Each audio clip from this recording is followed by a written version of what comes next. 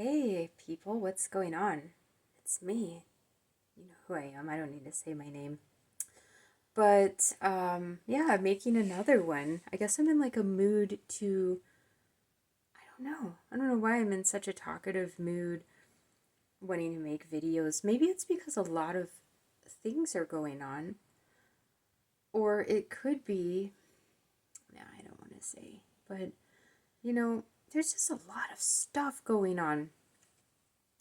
Now, before I usually begin my shows, I always show my books off. I have like tons of books and magazines and just really weird things. I wanted to show this one. It's 1995 Peter Steele of Type O negative. Can you believe these are going for $1,000 on eBay right now?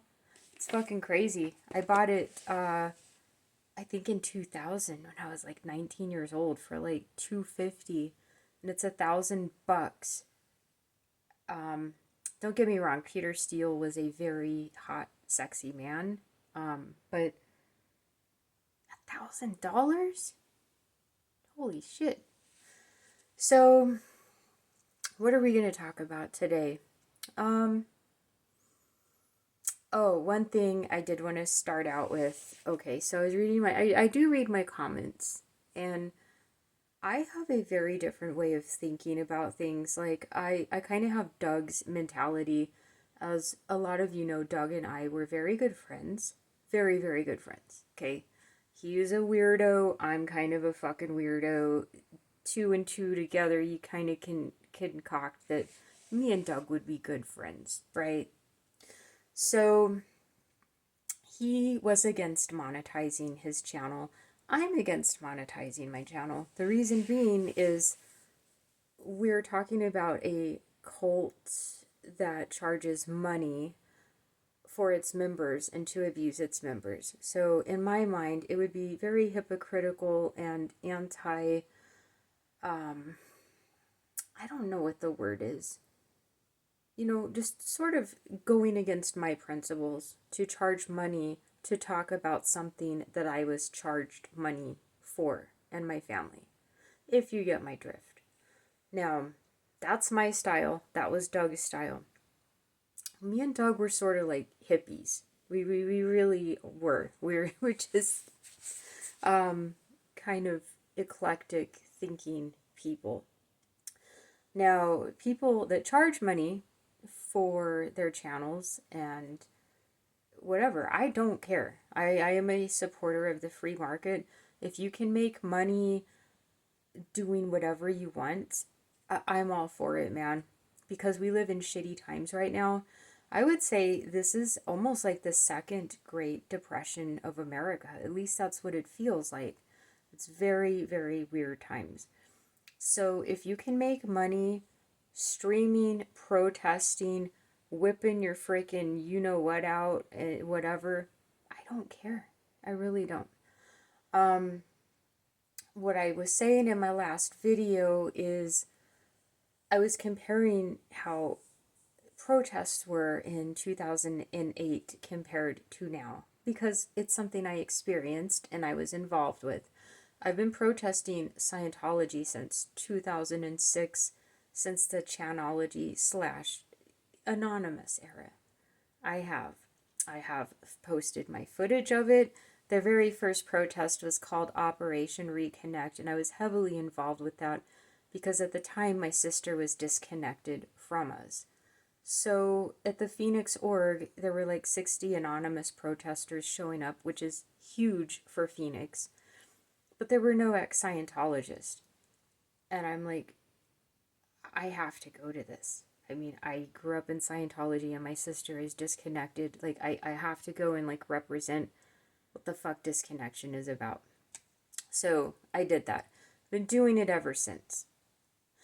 And not only Scientology protest, again, I've been active in police brutality protest. I went to every single political rally in 2016 just to get a grasp of the cultural mindset of each president that was running because I just wanted to see like what was going on. So this person named, it was Wanderlust something or other, she left a comment to me, said, yeah, I think you should keep taking a break. Let us do this. And okay, normally, like, that kind of stuff is just dumb. That's like high school bullshit to me. It really is. You know, I I know who I am. I know where I'm from, and I know where I've been. All right?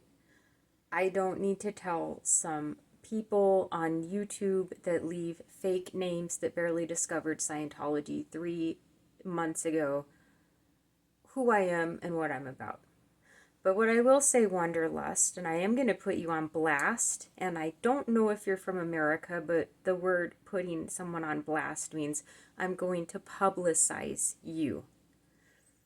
You really shouldn't tell someone that's been protesting Scientology for almost 2 decades, that was born and raised in it, that they should take a break and be quiet. Because I have to kindly tell you, you need to sit your funky ass down and learn your fucking history. And whoever's mod you are, get your fucking shit correct. Okay? Thank you. So, now, what do I think about protesting? Being with what I said of my history of going to protests, you know, do you guys remember Daniel Shaver, the guy in Mesa, Arizona, that got gunned down by our cops for no reason? That really hit home for me, and I was extremely involved in that. There were huge protests across LA, Phoenix, Texas, all of the border states about 7, 8 years ago, maybe 10 years ago, because of immigration. Those were huge. There were like hundreds of thousands of Mexican and Central American immigrants protesting. Okay? Do you guys remember that? I was involved with that. So, I like protesting. It is one of the last remaining freedoms we have left in this shithole called America that we live in, right? So if you feel like there's something unjust or unfair being done to you, yes, you absolutely should protest. Now, the controversy of people yelling and screaming, I call it screamo. I have a little nephew that's in this, like, he calls it screamo. I guess it's a type of death metal.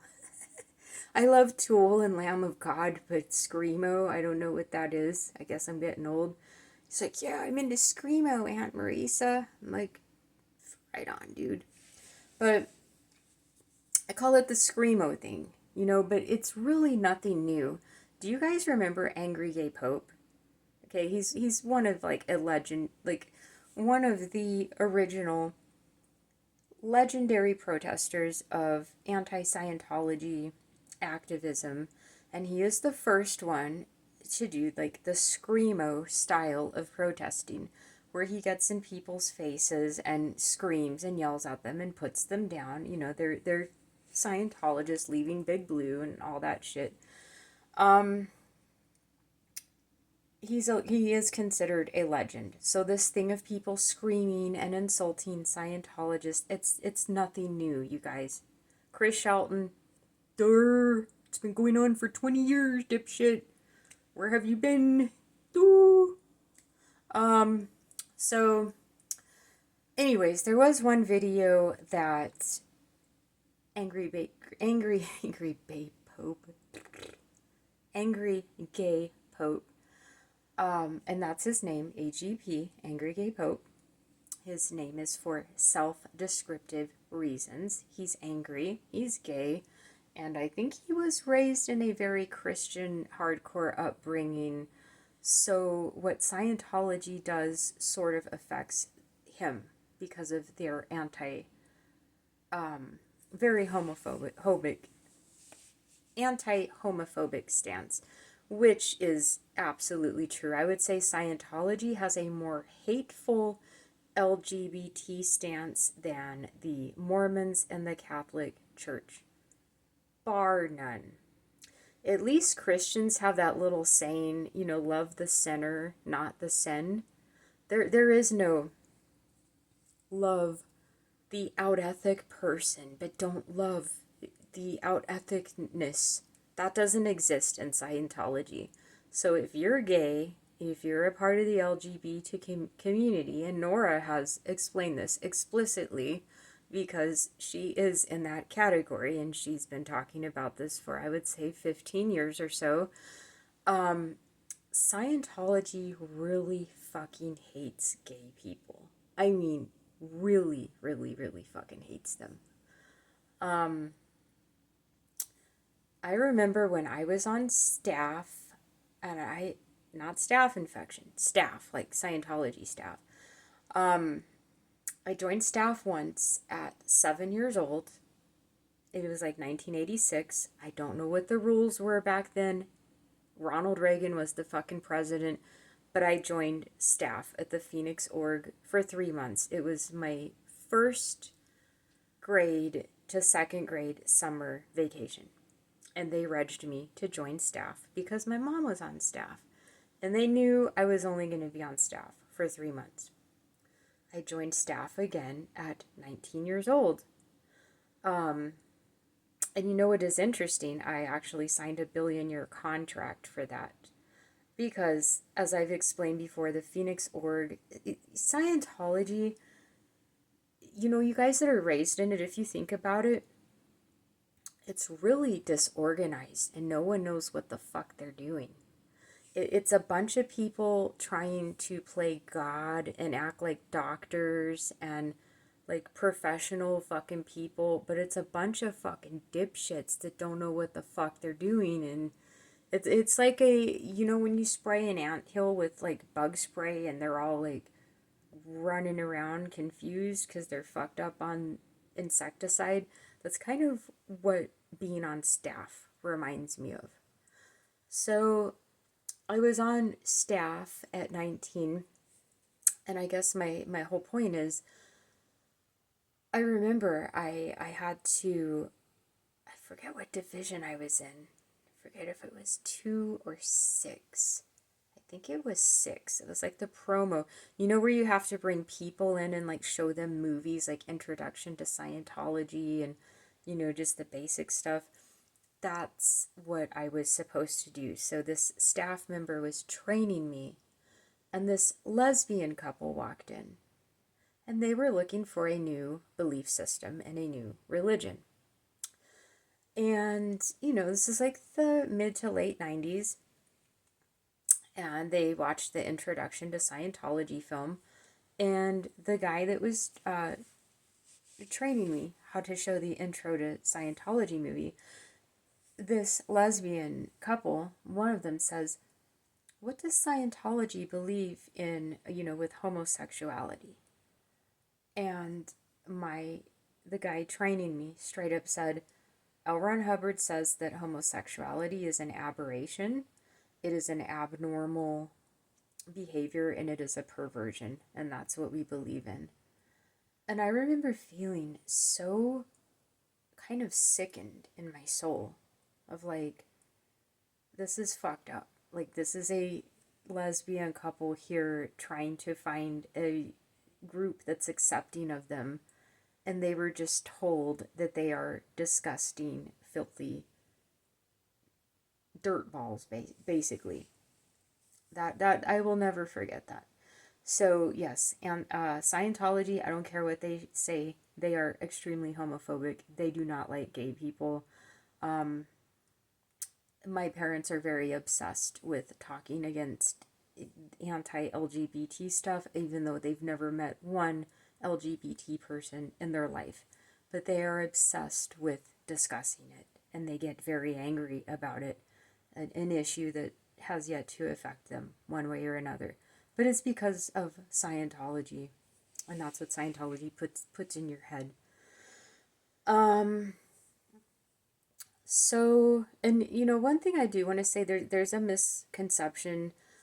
I know we have it. I think those of us that grew up in public Scientology, you know, it really depends on how fanatical your parents are. Like I said, my parents were very fanatical, and my sister was the executive director of the Phoenix org for 15 years. So I kind of got a double whammy of being fucked with Scientology. It was very similar, what I hear with, of course, Sea Org is always going to have it much harder, but I had to do word clearing, I had to do TRs and objectives, I had to do auditing. I have had so much auditing that my brain, I think, is fucking fried from it. The whole point of auditing is to desensitize you and make you emotionally non-reactive to stimuli in your life, emotional stimuli predominantly. So if you're an adult and you start getting auditing, your brain is already developed, right? Your brain has already established all of the neurons and dendrites and connections of emotional things. When you take a 5-year-old like myself and you put them on an electropsychometer from 5 years old to 22 years old, and you ask them repetitively every emotional thing they've done in their life, every secret they've ever had, what they're thinking, anything that can have a reaction on the e-meter, and you drill it out of them until it is just flattened and I don't care anymore, the end product is someone like me. All right. So I am someone that has had a lot of auditing. I don't know how to audit. I've never, been behind an e-meter. But I have had hundreds and hundreds of hours of auditing on me from the age of 5 years old till 20. And I can sit here and tell you honestly, I just don't feel anything. I really don't. I'm emotionally void. I'm emotionally numb. I do have to, if I want to like feel good or do something, I gotta just blast my brain with like Wellbutrin, which you guys ask, have I received therapy? Yes, I have. I see a psychiatrist. I've been seeing him for about 18 months now. I chose a psychiatrist because when you're raised in Scientology, you're raised to believe that psychiatry is like the Antichrist. Of course, they don't call it an Antichrist in Scientology because they don't believe in Christ, but just for the sake of conversation, it is like psychiatrists are considered like Satan and the evildoers of the planet when you're in Scientology.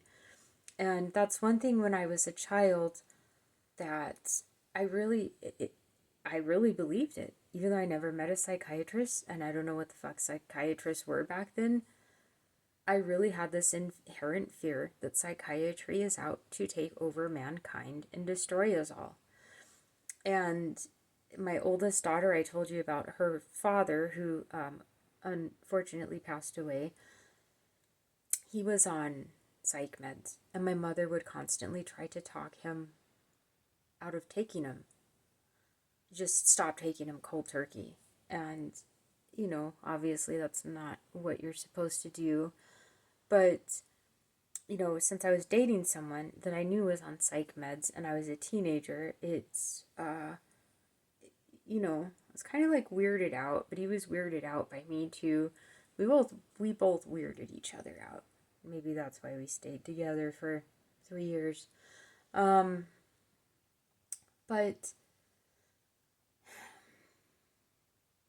there's just so much to unload with this. There really is.